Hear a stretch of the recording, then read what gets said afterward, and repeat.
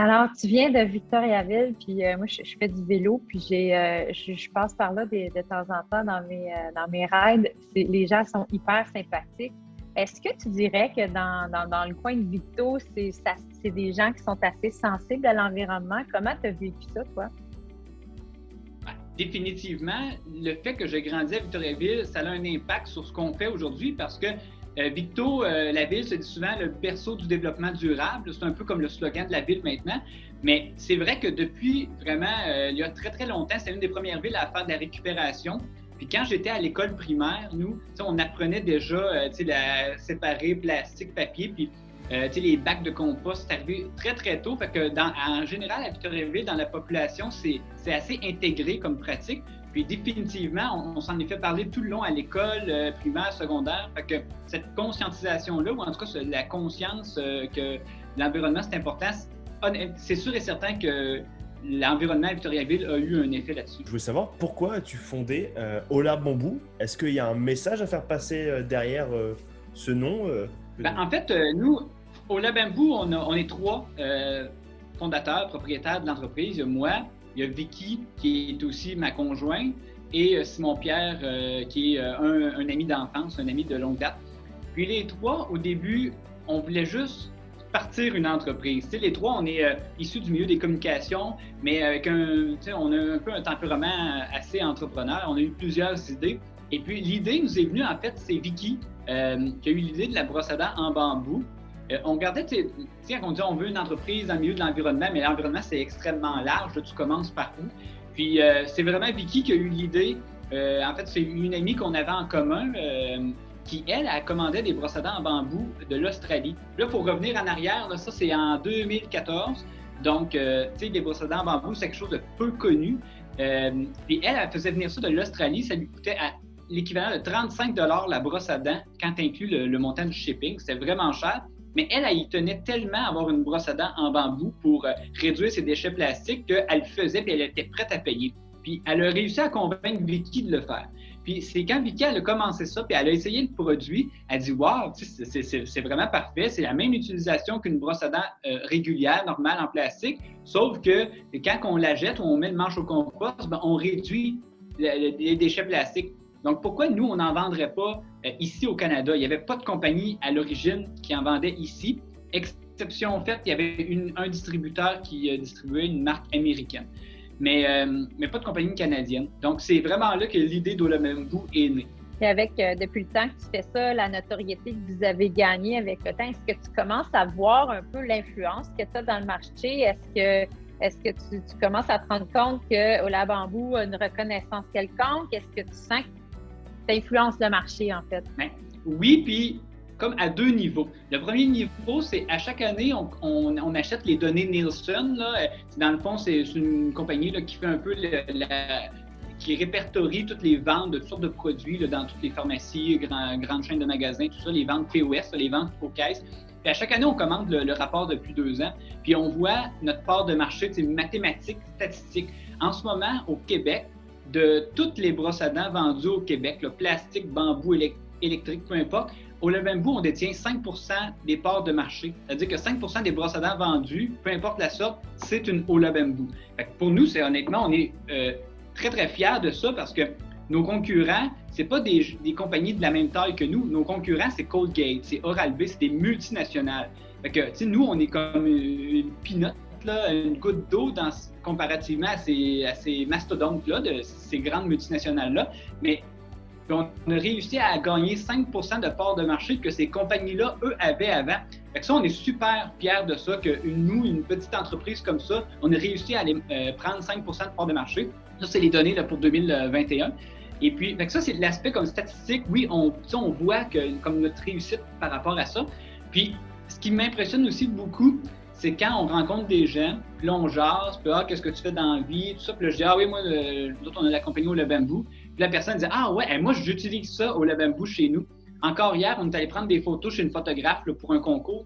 Puis, quand elle a vu le nom, elle dit, hey, j'en ai une. Puis là, elle est allée la chercher dans son pas laboratoire, mais sa place de prendre des photos. Elle se brossait les dents, puis elle avait une brosse à dents Ola Bamboo. Ça, honnêtement, c'est comme l'aspect personnel. Ça nous fait vraiment chaud au cœur. Tu sais, c'est comme concret de voir qu'il y a des gens qu'on ne connaît pas, qui achètent nos produits. Fait qu'on dirait qu'on réalise encore plus.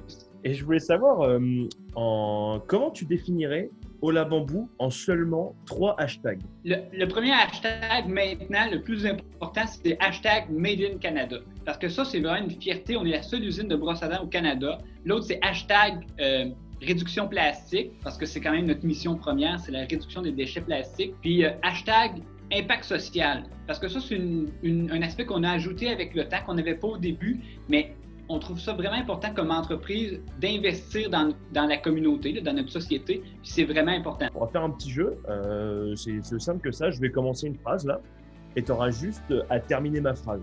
L'éco-responsabilité, pour moi, c'est des gestes dans notre quotidien. Quelqu'un qui connaît rien à l'environnement, l'éco-responsabilité, il s'en fiche, les bouteilles d'eau en plastique, il n'y en a pas de problème. Tu lui dis quoi pour le réveiller? C'est très, très concret. En fait, je lui dis, va prendre une marche là, n'importe où, en ville, en campagne, puis regarde à terre autour de toi, c'est sûr et certain que tu vas voir des déchets plastiques à terre.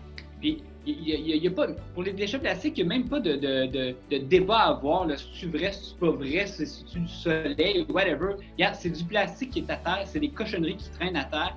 C'est très concret et c'est très difficile de ne pas y croire. Si je te donne le compte en banque de Jeff Bezos, tu fais quoi avec pour l'environnement? Probablement que ce serait au niveau énergétique que je l'utiliserais, parce que c'est probablement un des domaines les plus chers en termes de transformation. Mais je pense que j'offrirais comme une auto électrique à tous les Québécois. Je pense que c'est assez. Bien vu. Le compte en banque va être assez gros là, pour ça. Fait que si, mettons, tout le monde a une voiture électrique gratuite, il n'y a pas de raison de l'utiliser. Puis on vient de couper comme ça les gaz à effet de serre du jour au lendemain. Comment tu as fait pour devenir aussi famous en si peu de temps? Ola Bamboo, effectivement, est de plus en plus famous et il faut qu'elle continue à être, cette compagnie-là est de plus en plus famous.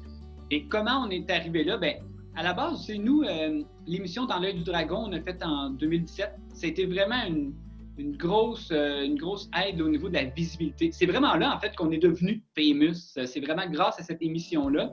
Puis par la suite, ben, on a toujours voulu continuer à être présent au niveau des médias, au niveau de la publicité, de la visibilité. Puis, être présent en magasin, c'est vraiment la plus belle présence qu'on peut avoir parce que les gens, quand ils vont acheter la brosse à dents, ben, ils voient notre produit. C'est vraiment le meilleur marketing qu'on peut faire, c'est celui en magasin parce que les gens y vont, les gens ont affaire là. Puis, la notoriété vient aussi grâce à nos clients qu'on a. Qu'est-ce que tu dirais que serait la prochaine étape ultime, si on veut, pour Ola Bamboo? C'est vraiment de déployer encore plus l'aspect manufacturier. Maintenant, on fabrique les brosses à dents Made in Canada. Là, on va débuter de nouveaux produits fabriqués au Canada.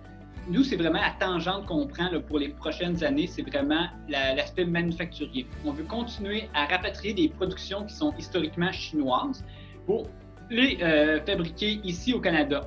C'est souvent des produits qui ne sont pas du tout fabriqués ici. Donc, c'est de développer l'expertise et tout ça. Donc, nous, c'est vraiment notre tangente. Les gros défis, c'est vraiment le développement de nouveaux produits fabriqués ici. Est-ce que tu as une autre marque qui t'admire le plus, qui t'inspire le plus? Moi, une compagnie que j'aime beaucoup, c'est Cascade.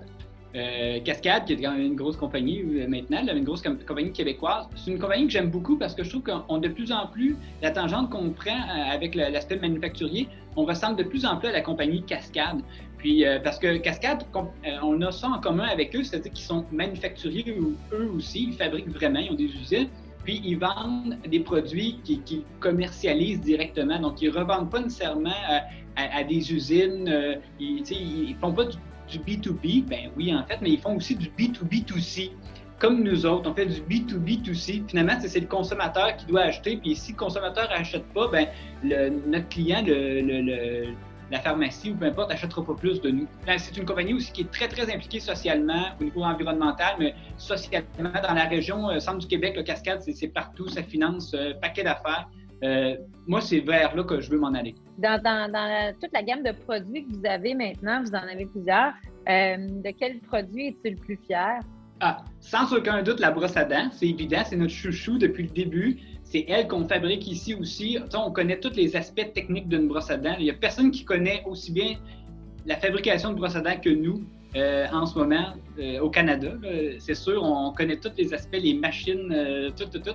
Donc, c'est vraiment notre chouchou. Puis, c'est aussi notre produit le plus vendu. Là. C'est vraiment le produit qu'on vend le plus, c'est la brosse à dents, encore numéro 1. Fait que c'est vraiment mon produit préféré. Si tu devais faire un film sur l'éco-responsabilité, ce serait sur quoi et comment tu le ferais? Définitivement, ça serait sur la réduction des déchets plastiques.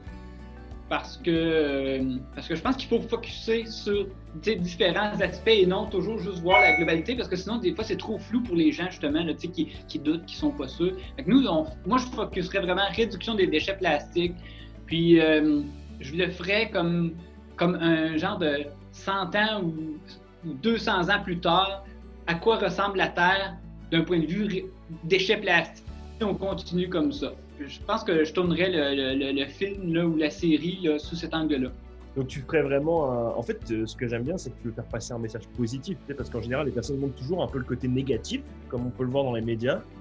Et toi, tu veux vous montrer vraiment même le sens positif où ça peut mener, tu vois, et sortir un peu de cette négativité qu'on peut voir en permanence. Ça, c'est essentiel. Nous, depuis le jour 1 de la compagnie, on s'est toujours dit jamais on va être moralisateur, puis jamais on va être négatif. Moi-même, j'accroche pas à ces messages-là.